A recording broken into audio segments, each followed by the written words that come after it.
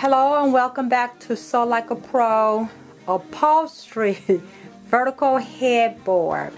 So I just wanted you to see what the finished headboard look like. All together I wrapped the legs. So we have 5 pieces of wood, 1 inch thick, 7 inch wide pine with the foam 3 inches thick. You need 2 pieces, some batting. I just bought a whole bag and I doubled it up.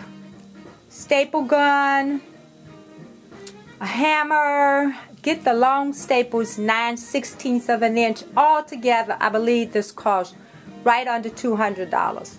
So if you like to make your own horizontal headboard, I cut everything one day and then staple and wrap everything. And all you gotta do is line it up and put some screws through the back and then screw it to the bed. So God bless all your projects, and I'll see you next time with Sew Like a Pro. Good afternoon and welcome to Sew Like a Pro. My friend wanted me to help her to make a horizontal padded headboard. So I said, why not show you all how to do it also in case you want to do this project for yourself. So hers is a full-size bed. She ordered the foam 3 inches thick. The wood is 8 inches wide, 1 inch thick. We have some batting, and of course we have the fabric. She have 4 pieces of this. This is just some regular El Cheapo pine wood. I cut the foam. She ordered it from Home Depot, and I just drew a line and used my big knife and cut right along the very edge. You can see that I have one already finished. And what we're going to do is take the same wood, I'm going to split it down the middle, I'm going to cover it with fabric, and then we're going to stack all 4 on top of each other and screw them into the back. I'm going to wrap this with the same fabric, so in case you can see it from the back of the wall, you'll just see the same fabric.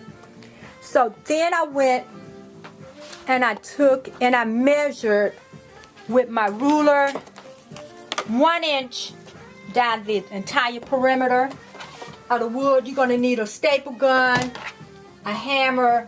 I suggest whatever the longest staples you can get, because then you just use the hammer and knock them down.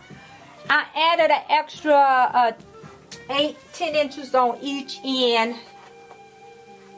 This is what I did.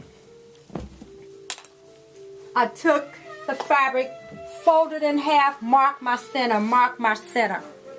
I took my batting and I cut it the width of my foam and my wood and added a little extra to wrap over toward the back, so I know it's a nice and smooth finish on the front. I took this and folded in half, laid it out. Then I put my foam on top. So I can make sure that everything is centered. I don't have to worry about this is longer and that's shorter. This is not in the center. Then I take my wood, put it on top. Then I take my batting first and I pull it up, and I want to staple this in place. You don't need a whole lot of staples, but this is going to help my foam not move without you having to pay extra money for that spray adhesive. They have some, you can spray the foam right onto it, but I'm going to just staple it in place. A little less than my 1 inch. And if it go over, that's okay. You can trim it off later. Alright, so you get the idea. And then I would take the hammer and knock them down. Make sure they're nice and flush. After that, I'm going to start in my center. Fold back. I'm folding back like 1 inch. And I'm going to take it up to my guideline. That 1 inch is my guideline.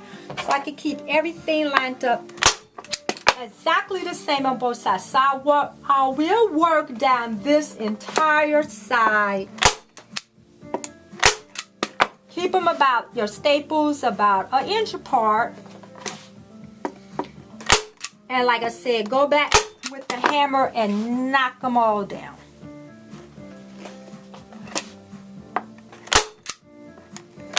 So we'll continue that. When I get to my end, I want to take these I have stapled.